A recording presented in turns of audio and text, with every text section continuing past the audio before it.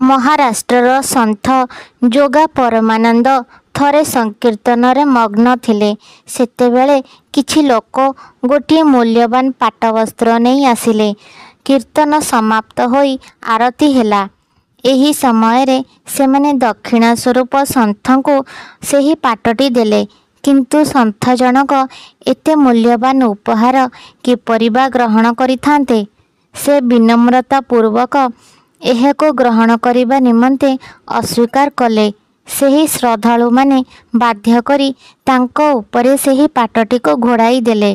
ଆରତି ପରେ ଯୋଗା ପରମାନନ୍ଦ ଭଜନ ଗାଇବାକୁ ଲାଗିଲେ। ଧ୍ୟାନରେ ତାଙ୍କର ନିଷ୍ଠା ରହିଲା ନାହିଁ। ସେ ବାରମ୍ବାର ବିରତ ହେବାରେ ଲାଗିଲେ। ତାଙ୍କୁ ଲାଗିଲା ଏହି ବ୍ୟତିକ୍ରମ ନିଶ୍ଚୟ ମୂଲ୍ୟବାନ ପାଟବସ୍ତ୍ର କାରଣରୁ ହିଁ ଘଟୁଛି।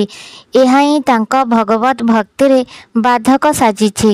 ସେ ବସ୍ତ୍ରଟି ଓହ୍ଲାଇ ରଖିଦେଲେ ଓ ପୁନର୍ବାର ଭଜନ ଗାଇବାକୁ ଲାଗିଲେ। କୀର୍ତ୍ତନ ସମାପ୍ତ ହେବା ପରେ ସେ ପୀତାମ୍ବର ପାଟଟିକୁ ନେଇ ଘରକୁ ଆସିଲେ। ଶୋଇବାକୁ ଯିବା ସମୟରେ ହଠାତ୍ ତାଙ୍କର ସେହି ବସ୍ତ୍ର କଥା ମନେ ପଡ଼ିଲା। ତାଙ୍କ ଶରୀରରେ ପାଟର ମୋହ ପ୍ରବେଶ କରିବା କ୍ଷଣି ପ୍ରଭୁଙ୍କ ନିକଟରୁ କିପରି ତାଙ୍କ ଧ୍ୟାନ ହଟିଗଲା, ଏହା ଭାବି ଆତ୍ମଗ୍ଳାନିରେ ଜର୍ଜରିତ ହୋଇ ପଡ଼ିଲେ। ଏହାର ପ୍ରାୟଶ୍ଚିତ କଥା ଚିନ୍ତା କଲେ। ଭାବିଲେ, ଅଗ୍ନିରେ ଝାସ ଦେବି ନା ପାଣିରେ ବୁଡ଼ିବି, ନା ଅଷ୍ଟାଙ୍ଗ ଯୋଗ ସାଧନ କରି ପ୍ରାୟଶ୍ଚିତ କରିବି। ଏହିପରି ନାନା ଚିନ୍ତା କରି ସେ ରାତିରେ ଶୋଇପାରିଲେ ନାହିଁ। ପରଦିନ ପ୍ରାତଃ ସମୟରେ ସେ ଜଣେ କୃଷକକୁ ବଳଦ ଧରି କ୍ଷେତକୁ ଯାଉଥିବାର ଦେଖିଲେ। ଏକ ଅଦ୍ଭୁତ ପ୍ରାୟଶ୍ଚିତ ପଦ୍ଧତି ତାଙ୍କ ମୁଣ୍ଡକୁ ଢୁକିଲା। ସନ୍ଥ ତାକୁ ଡାକି ବଳଦ ଗୁଡ଼ିକର ଦାମ ପଚାରିଲେ। କୃଷକକୁ ଏହାର ମୂଲ୍ୟ ବାବଦରେ ଉପଯୁକ୍ତ ଟଙ୍କା ଦେବା ସହ ପାଟଟିକୁ ମଧ୍ୟ ଦେଲେ। ତାଠାରୁ ବଳଦ ନେଇ ନିଜକୁ ବଳଦଙ୍କ ସହ ସମାନ ଭାବରେ ବାନ୍ଧିଦେଲେ।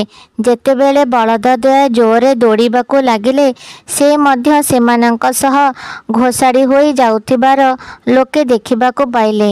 ସେମାନେ ତତ୍କ୍ଷଣାତ୍ ସନ୍ଥଙ୍କୁ ରୋକିବାର ପ୍ରୟାସ କଲେ, କିନ୍ତୁ ବଳଦଦ୍ୱୟ ଏହିପରି ଜୋରରେ ଦୌଡ଼ୁଥିଲେ ଯେ ରୋକିବା ଅସମ୍ଭବ ହୋଇପଡ଼ିଲା। ଯେଉଁ ପରମ ଦୟାଳୁ ଭଗବାନ ଗଜେନ୍ଦ୍ରର ଆର୍ତ୍ତନାଦ ଶୁଣି ତାଙ୍କୁ ରକ୍ଷା କରିଥିଲେ, ସେ କିପରି ବା ତାଙ୍କର ଏହି ପରମ ଭକ୍ତର ଏପରି ଦୟନୀୟ ଅବସ୍ଥା ଦେଖିପାରିଥାନ୍ତେ? ସେ ତତ୍କାଳ ପ୍ରକଟ ହୋଇଗଲେ ଏବଂ ବଳଦଦ୍ୱୟଙ୍କ ଗତି ରୋଧ କରି ଅଟକାଇବା ସହ ସନ୍ଥଙ୍କୁ ଶାନ୍ତ କରାଇଲେ। ପ୍ରଭୁଙ୍କ ଦର୍ଶନ ପାଇ ସନ୍ଥ ଭାବବିହ୍ୱଳ ହୋଇଗଲେ। ସେ ଭଗବାନଙ୍କ ଚରଣରେ ଲୋଟିଗଲେ।